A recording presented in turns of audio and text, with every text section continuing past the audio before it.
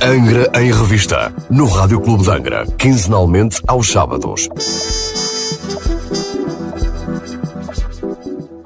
Olá, muito boa tarde, seja bem-vindo a uma nova edição do programa Angra em Revista, a 1ª de fevereiro, e está comigo, como sempre, o Presidente da Câmara Municipal de Angra. Bom dia. Dr. Al Menezes, muito boa tarde, obrigado por estar connosco mais uma vez, neste dia 1 de fevereiro, um mês de fevereiro que é um mês tipicamente diferente dos outros, e porquê? Porque há algo que só acontece de 823 anos em 823 anos.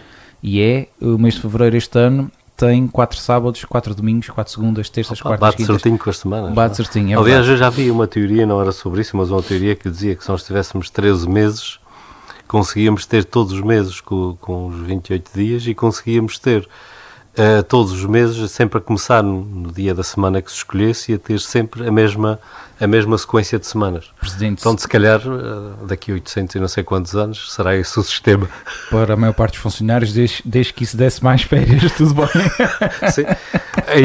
Aí, em vez do 13º mês, era o 14º mês, enfim, tinha as suas vantagens. Não há nada como começar um programa de uma maneira diferente.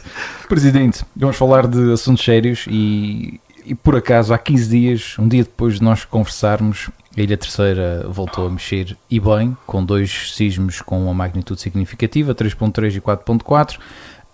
Antes de mais, preocupações que surgiram desde aí. Obviamente que estes sismos, se tivessem surgido e fossem fenómenos isolados, já teriam sido desagradáveis, mas a verdade é que estes sismos inserem-se num problema bastante mais vasto e que já está connosco, vai para 2 anos e meio, portanto... São sismos que estão no contexto da crise sismo-vulcânica de Santa Bárbara e é uma espécie de lembrete para que nós não descansemos muito. Curiosamente, sempre em janeiro. Bom, é verdade, e foi quase certo o ano depois, e o tamanho do sismo, do maior, foi praticamente o mesmo. Mas a verdade é que estes sismos são, enfim, uma forma de nós também percebermos que a situação da sismo-vulcânica de Santa Bárbara não está ultrapassada, está melhor. Nós tivemos aqui uns meses de alguma acalmia, tivemos muito menos sismos. Que inclusive também baixou o nível. Baixou o nível, a própria deformação, ou seja, o inchaço que o terreno tinha vindo a sofrer ao longo dos meses anteriores diminuiu o ritmo. Portanto, há um conjunto de bons sinais. Contudo, cá estão 2 sismos a lembrar que o assunto continua bem vivo e também a lembrar que a questão das acessibilidades e o problema da estrada continua bem vivo. Portanto, são questões que têm um grande peso e uma grande importância, e convém que ninguém considere que o assunto está ultrapassado, porque não está. Esse tem sido uma das principais reivindicações junto de meios de comunicação social e certamente da autarquia também, que é a questão da estrada que continua cortada e do caminho alternativo que depois do sismo também ficou sem condições durante algumas horas. O caminho alternativo, caíram pedras e durante algumas horas o caminho teve impassável, foi preciso ir lá uma máquina fazer limpeza, portanto isso resolveu-se com alguma rapidez. Contudo, isto mostra a fragilidade da solução, além de termos um traçado muito mau e nesta altura um piso muito mau, porque entretanto a chuva já levou uma boa parte da bagacina que lá estava e portanto a situação não é boa. Está lá já uma placa de obra e eu já vi que já chegaram 2 ou 3 paredes para trás, portanto a tecnologia começou lá a trabalhar, só que é um trabalho que ainda não está feito, já devia estar feito há muito tempo, e vamos a ver como é que as coisas correm, até porque não é boa ideia ter os 2 caminhos cortados ao mesmo tempo, ou seja, a obra tem que decorrer de maneira que haja condições para se passar ali numa situação de necessidade.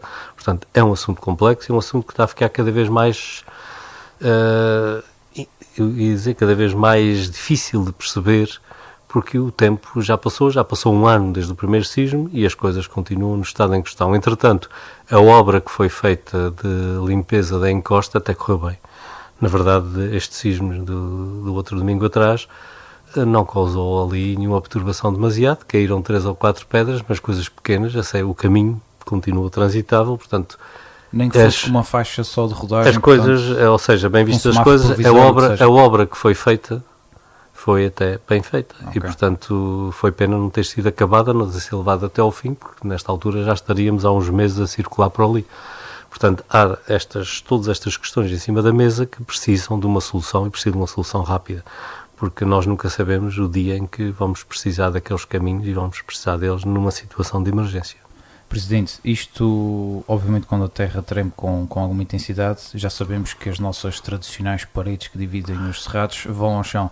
Isto foi mais uma vez, vamos ter novamente os nossos lavradores, agricultores, a levantar paredes. Os nossos lavradores, aqueles que já tinham levantado as paredes, pois muitas delas voltaram a cair e outros que voltaram a ficar com elas caídas. Portanto, há um trabalho imenso a fazer, desde os altares até às 12 ribeiras, mas com particular destaque na parte do raminho, mais perto do cabo do raminho, que é preciso tapar paredes e muita parede para tapar, e portanto estamos perante prejuízos muito sensíveis e estão ali muitos e muitos dias de trabalho para voltar a repor a situação, e por isso também é preciso da parte da agricultura aqui uma particular atenção a este problema.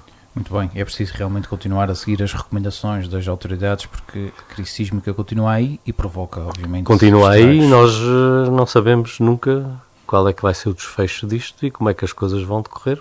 Naquele domingo estava tudo em paz e sossego e acho que muitos de nós já tínhamos esquecido que o problema existia, mas lá vieram os sismos lembrar. Até porque normalmente há um sismo de maior magnitude e depois é que seguem as réplicas, e neste caso não foi bem assim. Foi em crescendo, eu e acho que a maior parte de nós achamos que o assunto já estava resolvido quando veio o segundo, bastante maior, e portanto foram sismos fortes e sismos que deixaram muita parede caída. Muito bem, Presidente. Passando aqui a outro tema, a cidade de Angra e a Ilha Terceira no seu todo têm sido palco de vários eventos, várias sinalizações importantes, e o fim de semana passado, não foi exceção, aconteceu o 4º Fórum Mundial de Cultura Taurina, um momento também importante, já que nós temos uma das mais importantes feiras. É verdade, e é um momento importante para se refletir sobre uma questão que aqui, no caso da Ilha Terceira, é uma questão identitária, ou seja, a questão taurina não é apenas um fenómeno cultural lateral, é uma questão que está no centro da maneira como nós nos vemos a nós próprios e daquilo que nós consideramos como sendo a nossa identidade e a nossa cultura.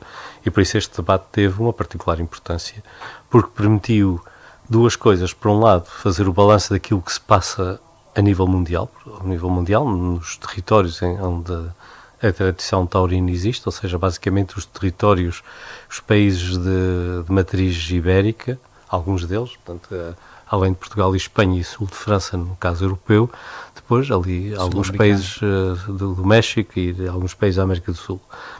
E foi possível fazer esse balanço, mas mais importante do que isso, a segunda questão foi tentar perceber-se de que maneira que a tauromaquia e os fenómenos taurinos se devem posicionar no mundo moderno perante as novas situações de comunicação, as redes sociais, a forma como nós comunicamos e a maneira como a sociedade ocidental tem vindo a evoluir. E há, de facto, um conjunto de desafios de comunicação que são desafios grandes e que é urgente olhar para eles, e depois já também um novo posicionamento que uma boa parte da nossa sociedade vai tomando, que se traduz num desinteresse e, em alguns casos, até em alguma hostilidade em relação à cultura taurina e às questões da tauromaquia. Tudo isto são desafios que este fórum abordou, e creio que as conclusões do fórum e aquilo que ali se aprendeu podem ajudar a orientar políticas públicas e políticas de comunicação por parte dos intervenientes, que devem agora adaptar-se a este novo mundo em que vivemos. Presidente, o Rádio Clube de Angra tem contacto anualmente com várias figuras ligadas a esse setor, e muitas delas alegam que nunca houve uma voz muito forte contra aquilo que são os movimentos anti-taurinos, que são cada vez mais. Essa foi uma das preocupações também que olharam neste fórum. E Angra do Heroísmo, curiosamente, não foi exceção, porque os cartazes deles também foram praticamente todos rasgados. Sim, é verdade. Isso é um ato de vandalismo e não de anti-taurino. Sim, é um anti-vandalismo, mas porque esta questão do taurino e do anti-taurino deve ser conduzida, como aliás em qualquer sociedade civilizada e democrática, para o debate democrático. Ninguém é obrigado a gostar de touros, mas também ninguém tem o direito de proibir que os outros gostem, ou seja, nós que temos que trazer esta questão da tauromaquia e das questões taurinas para um âmbito bastante mais vasto e mais profundo, que é a essência da liberdade individual e da democracia. Da mesma maneira que eu respeito quem não gosta dos touros, também espero que quem goste dos touros seja igualmente respeitado pelos outros. Ou seja, nós temos que ter aqui uma posição de respeito mútuo, de debate e de são debate, ou seja, esta não é uma questão que deva ser tabu, é uma questão que tem que ser debatida e as pessoas têm direito a assumir em relação a esta matéria, enfim, as posições que em consciência entendam como as mais corretas. Aquilo que ninguém tem direito é de ser proibicionista e de coartar a liberdade dos outros. A liberdade faz-se no respeito mútuo e é isso que se pede nesta matéria. Respeito de parte a parte, com certeza. Presidente, o mercado já fechou no centro da cidade? Já estão a desmontar lá as coisas que lá estavam. E, portanto, vamos ter mercado na Vinha Brava? Bom, o mercado da Vinha Brava não é propriamente um mercado, o que há é um conjunto de pessoas, e bem, que entenderam que era possível, em vez de ter apenas o mercado do fim de semana, o mercado do domingo, como é já tradicional, ter um mercado mais alargado. Oxalá que este processo tenha sucesso e até oxalá que ele persista no tempo. Que pegue de rastilho. Pega, exatamente, assim. e que não se limite apenas ao período em que o mercado vai estar fechado e que seja mais uma iniciativa que permite uma coisa que é importantíssima, que é ter um canal alternativo de escoamento para os produtos locais. Nós estamos cada vez mais dependentes das grandes superfícies comerciais no que diz respeito ao agroalimentar e essas superfícies têm políticas que normalmente implicam a exclusão dos pequenos produtores. Só lhes interessa comprar grandes quantidades em condições que são muitas vezes difíceis para quem não tem grandes produções nem grande capacidade negocial e por isso é preciso haver canais alternativos e, portanto, esta é uma excelente iniciativa que eu espero que tenha sucesso e espero que se mantenha e que a Associação Agrícola, que é a promotora desta alternativa, tenha muito sucesso porque os seus sócios precisam de canais alternativos de escoamento e nós precisamos de facto ter um local em que quem tem umas cebolas a mais ou quem tem uma fruta a mais ou uma hortícola a mais tenha um lugar que possa vender e possa vendê-lo com toda a liberdade e toda a transparência. Por isso, parabéns à Associação e muito sucesso na iniciativa. A verdade é que infraestrutura e condições já as têm, portanto já está, é só potenciá-las. Mais difícil é as questões da acessibilidade, mas também tudo se resolve. Hoje, felizmente, praticamente toda a gente anda de carro, portanto, quem quiser pode lá ir. Exatamente. Presidente, vamos também falar aqui de um detalhe que vai de encontro a isso, diria eu, que é a candidatura à Cidade Europeia do Vinho. Esta que é uma candidatura que engloba várias cidades dos Açores, do qual Angra do Heroísmo também está incluída. É uma candidatura coletiva e é um bom exemplo daquilo que pode e deve ser feito aqui nos Açores quando se fazem candidaturas dessas. Aliás, é um exemplo que mostra quão errada foi a outra candidatura, a Capital Europeia da Cultura, que não teve este tipo de atitude. Portanto, o facto de nós criarmos aqui um coletivo de concelhos que em conjunto apresentam a candidatura mostra que também nós temos capacidade de nos federarmos em torno de coisas que nos interessam e de sermos capazes de partilhar iniciativas e, portanto, esperemos ter sucesso. Vamos a ver, estamos perante um conjunto de candidaturas fortes, a nossa é uma delas, veremos qual é o desfecho.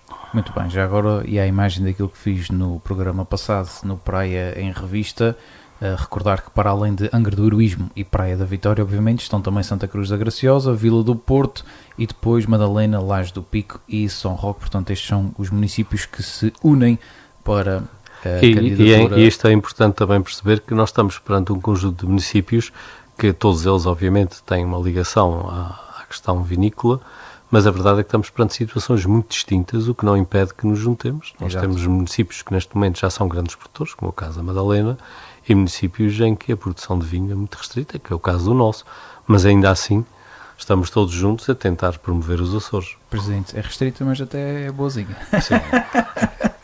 O restrito está na quantidade, não na O restrito está na quantidade e não na qualidade. Essa está garantida. Presidente, nós começamos este programa a falar que estamos num mês de fevereiro diferente e a verdade é que o mês de fevereiro este ano também é diferente por outros motivos.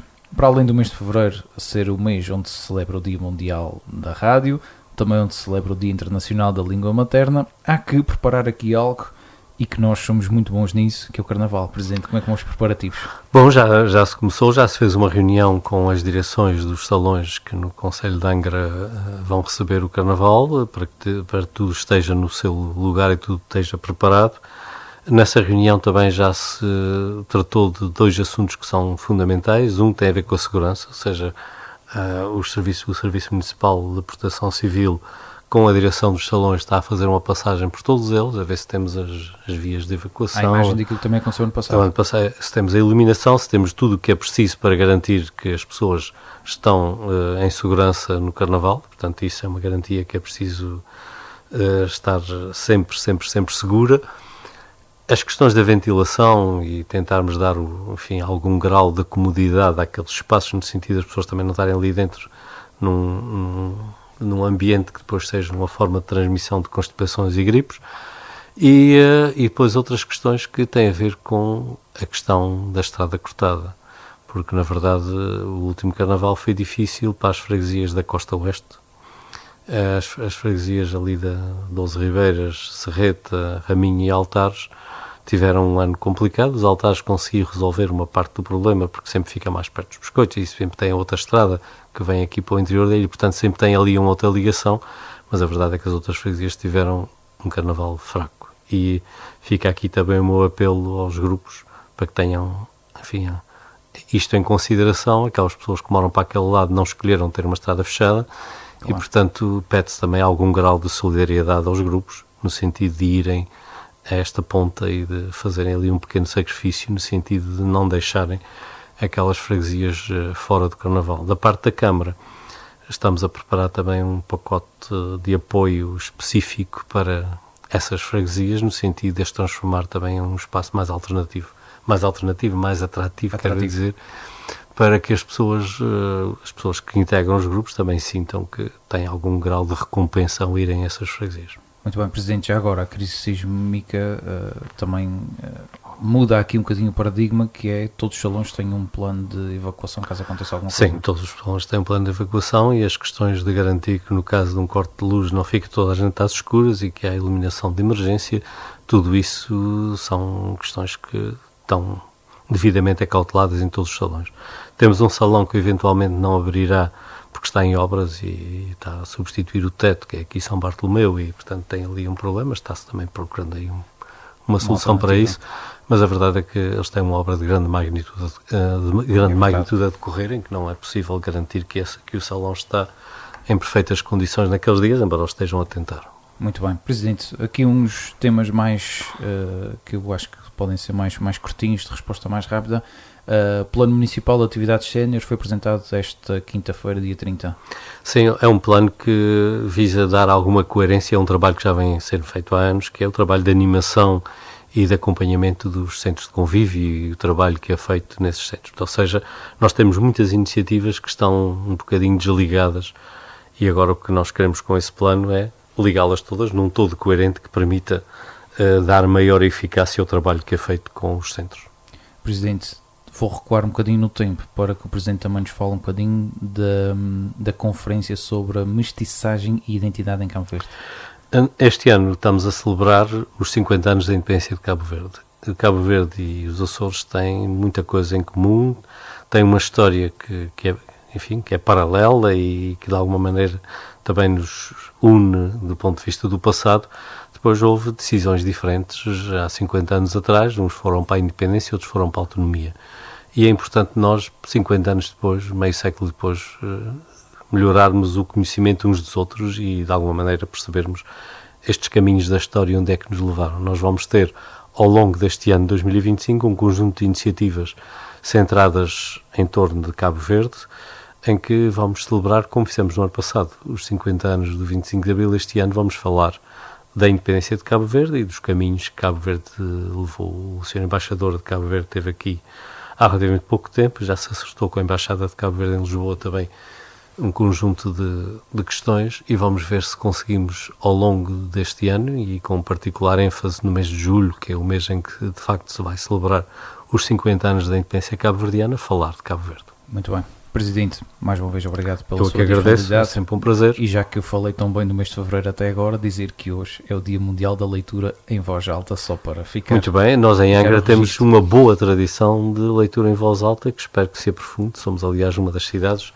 onde mais se lê em voz alta, com iniciativas, umas na Câmara, outras na Biblioteca Pública, nas escolas secundárias e no museu, que acho que tem trazido algum enriquecimento à nossa paisagem cultural. Presidente, sempre que eu estou nos blocos informativos, eu também leio em voz alta para os Sim. nossos ouvintes poderem ouvir. Mas aí é uma leitura diferente e mais É uma profissional. leitura diferente, exatamente. Presidente, mais uma vez foi um gosto tê-lo cá. Para quem nos ouve, a continuação de um bom sábado e de um bom fim de semana. Angra em Revista, no Rádio Clube de Angra, quinzenalmente aos sábados.